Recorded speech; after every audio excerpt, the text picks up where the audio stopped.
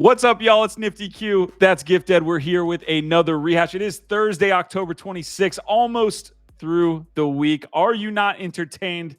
Gifted, I'm a little tired after the last 48 hours, though, so I might need some sleep after this one.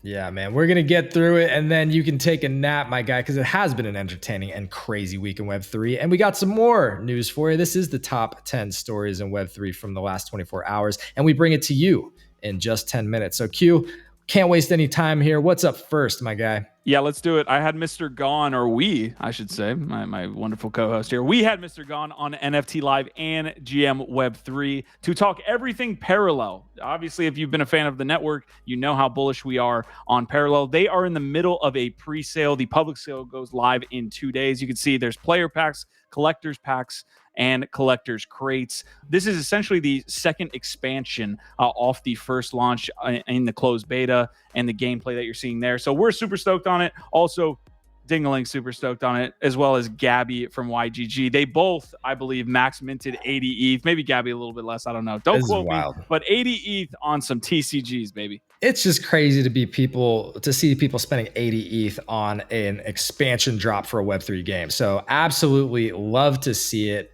Stoked for Parallel, and shout out Mr. Gon and their team for coming to hang out with us today. And on to the next story. We've got an update on the SBF trial.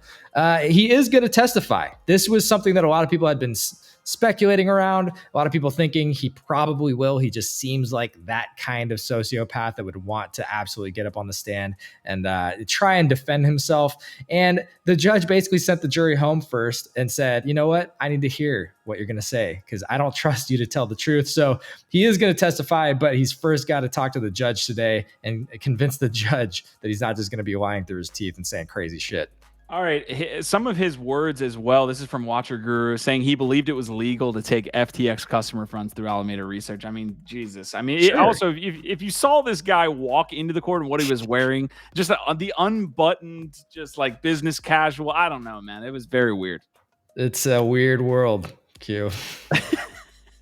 I love this Thursday episode. All right, Bored Ape Gazette coming out and saying the ApeCoin DAO rejected AIP 337 and AIP 334 titled Maui Relief Fund. If I talk about this one anymore, I'm gonna just like jump off a bridge somewhere. So I'm not gonna spend too much time on it. But again, the 337 piece is interesting because more people actually voted for the special counsel to have their salary slashed 50%, but the minority had more ape tokens. So that one ape per vote basically came in. And it honestly, I feel a certain type of way. We don't have time to get into it, but I'm going to be getting more involved here in the Ape Coin ecosystem now that I see that, you know, it needs some support, man. It's not in the best state right now. Yeah, and I support that, Q. I'm excited for you to be taking a more active role in our Web3 government. I don't know, bureaucracy, whatever's going on there. But the ApeCoin story has been fascinating, and we'll keep following everything happening there. Here's an interesting one. Talk about fascinating people. Andrew Tate decided he woke up and chose violence basically today, commenting that NFTs and crypto are trash. Maybe we can play just a moment of it here. Do we have to? There was a time when very successful, rich people were trying to convince me to spend millions of dollars on a JPEG. I'm already. Right. Yeah, you get the point. He basically talks about JPEGs and NFTs being stupid. You can just right-click save. All the things you've heard a million different times. Look, everybody's entitled to their opinions. Most of them suck. This is mid-curving it as far as we're concerned. Yeah, right-click saving is the ultimate mid-curve. Like it took me about 8 hours yesterday to actually gut up and say, like, I need to watch this. Everyone's talking about it. Like, I actually have to see what the hell he's saying. And then within 30 seconds, he's talking about right-click saving. And I was like, I'm done with this. Turn it off. All right.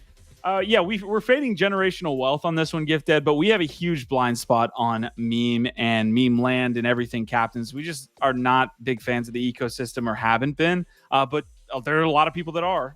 You can see 10 million raised in the first hour of the meme fire sale, with another 20. It's probably about 20 hours left now here in that fire sale. A lot raised for a team that, you know, in a bear market could use those funds. So 9gag and those guys are getting after it.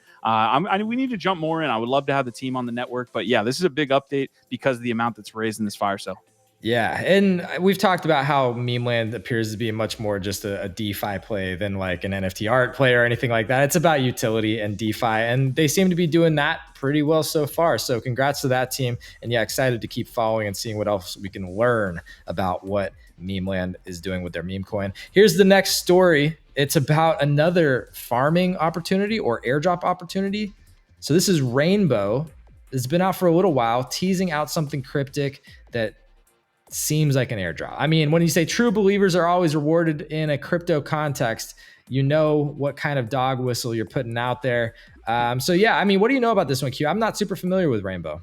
Yeah, it's going to be obviously a wallet infrastructure. It's going to be a wallet play, a MetaMask competitor, but you can see they try to put a little bit more into the app than what you see kind of bare bones with MetaMask. So yeah, the bigger story, I think it is kind of airdrop season. I know y'all are out there with your spreadsheets trying to keep track of all of the projects that are launching either points, airdrops, claims.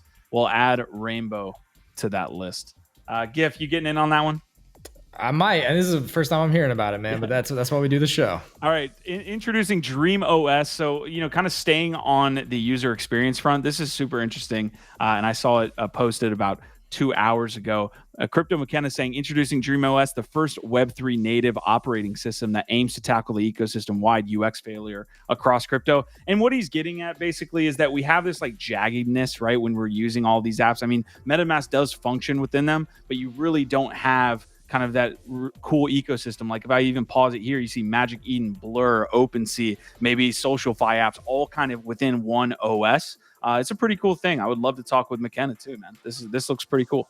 Yeah, look, user interface, user experience. These are things that have been a struggle. I can hear that. Oh, my bad.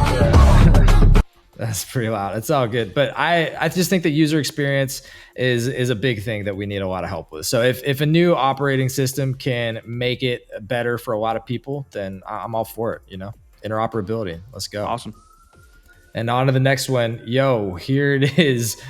We teased it yesterday. Woo-hoo! Yeah. Claynosaurs have plushies. And there they are. Goddamn. And you know what else we got? We also have this breaking news that Ryder, Rips, and Polly. Yes, we're taking a hard left turn. Yeah, Claynosaurs is pissed. Yeah, that we get this one in here because it was literally breaking as we put out the rehash. Ryder and Polly ordered to pay Yuga over $1.5 million in damages and transfer the control of the RRBAYC smart contract to Yuga. So there you go.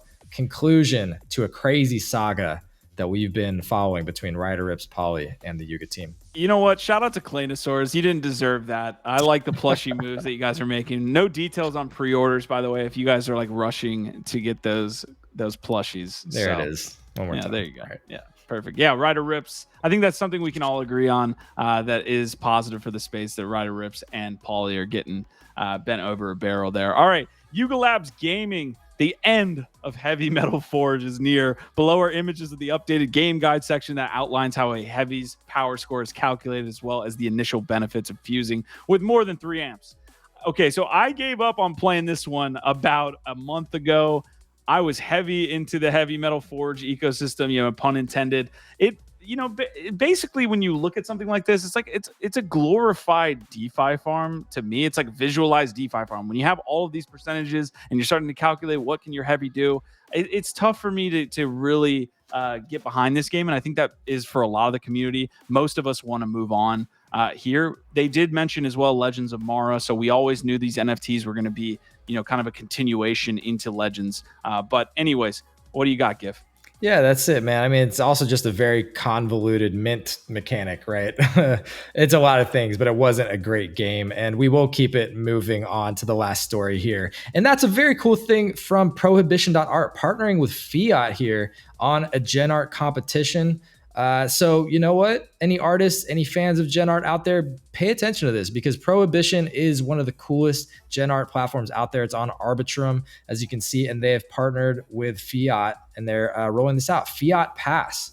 Fiat drives the generative art, they're saying. So there's going to be some kind of pass and whole competition So it looks pretty cool. Yeah, really like the rollout here. They seem to be working with Web3 native folks. You can see as well, our generative art competition will result in the selection of winners whose work will be released in special collections. That's going to be done also by community vote. So all these kind of different things that make me think, hey, you got the right advisors working with you, Fiat. Heck yeah, man. And that's it for the rehash, y'all. We did it. Another one in the books. Congrats to you. And congrats to you, Q, for making it through a crazy last couple days. Yeah, we are tired. So thank you guys for tuning in and supporting the rehash and the network.